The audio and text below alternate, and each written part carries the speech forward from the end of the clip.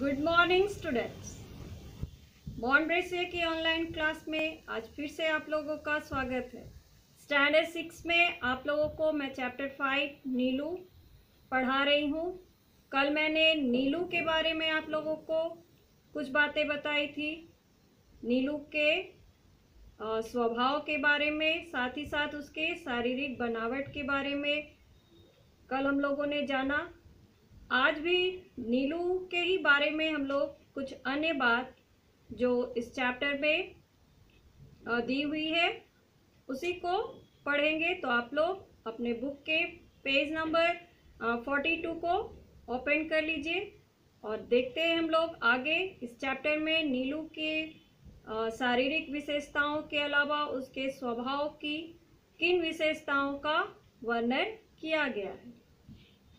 Page number 42 में आज हम लोग सेकंड पैरा से पढ़ना शुरू करेंगे। कल आप लोगों को मैंने नीलू के बारे में बताया था कि नीलू की शारीरिक बनावट तो विशेष थी ही अपनी माँ की तरह, साथ ही साथ उसका स्वभाव और उसके अंदर का ताकत भी बहुत अधिक था।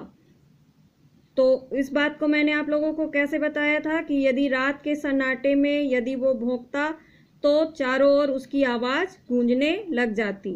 अब लेखिका नीलू के बारे में क्या कह रही है उसे हम लोग देखते हैं। मैंने अनेक कुत्ते देखे और पाले हैं, किंतु कुत्ते के दैन्य से रहित और उसके लिए अलव्य दर्प से युक्त मैंने केवल नीलू को ही देखा है। अलव्य यानी और किसी में वो बात जो नहीं होती। दर्प का अर्थ होता है गर्व, यानी इसके अंदर एक अभिमान या गर्व भी था। और वो क्या कि उसके प्रिय से प्रिय खाद्य को भी यदि अवज्ञा के साथ कोई बिना मन से उसे फेंक कर उसे दिया जाता तो वह उसकी ओर देखता तक नहीं था। खाना तो दूर की बात थी, यदि उसे किसी बात पर झिड़क भी दिया जाता यानी डांट दिया जाता तो बिना मनाए वह मेरे सामने ही न आता था। यानी इतना उसके अंदर स्वाभिमान भी था। विगत 12 वर्षों से उसके बैठने का स्थान मेरे घर का बाहरी बरामदा ही रहा, जिसकी ऊपरी सीढ़ी पर बैठकर वह प्रत्येक आने जाने वालों का निरीक्षण करता रहता था। यानी उसे देखता रहता था कि कौन आ रहा है और कौन जा रहा है। मुझसे मिलने वालों में वह प्रायः सबको पहचानता था। किसी विशेष परिचित को आया हुआ देखकर वह धीरे धीरे भीतर आकर मेरे कमरे के दरवाजे पर खड़ा हो जाता था। उसका इस प्रकार आना ही मेरे लिए किसी मित्र की उपस्थिति की सूचना थी।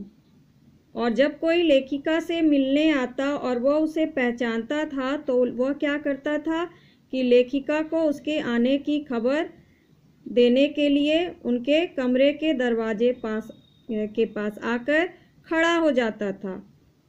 एक तरह से वह किसी की उपस्थिति की सूचना देता था।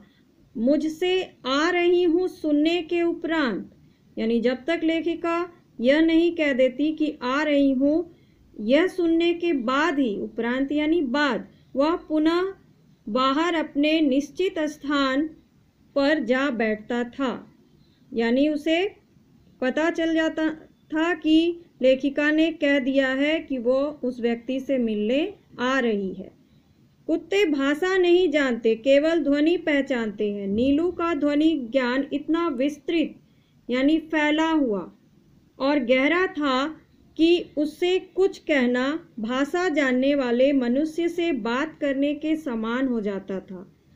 ध्वनि ज्ञान यानी आवाज़ को सुनना, वो तो उसके अंदर था ही, साथ ही कहा जा रहा है कि उसे भाषा का भी ज्ञान था। यानी कि जैसे हम मनुष्यों को होता है उससे कहीं अधिक।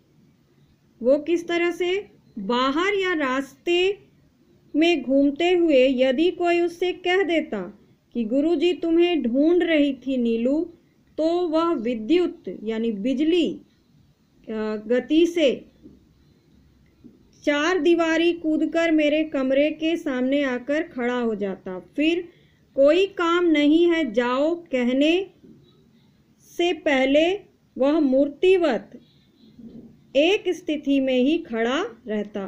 कभी कभी मैं किसी कार्य में व्यस्त होने के कारण उसकी उपस्थिति जान ही नहीं पाती और उसे बहुत समय तक बिना हिले डुले खड़ा रहना पड़ता था।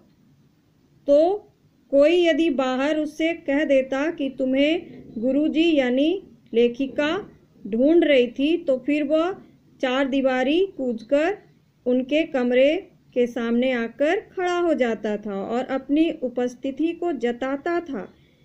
और कभी लेखिका उसकी ओर ध्यान नहीं भी देती तो वह वहीं पर खड़ा रहता था।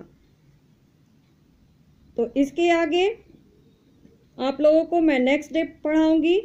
आज के लिए इतना ही। आज आप लोगों का होमवर्क है read up to taught. Thank you.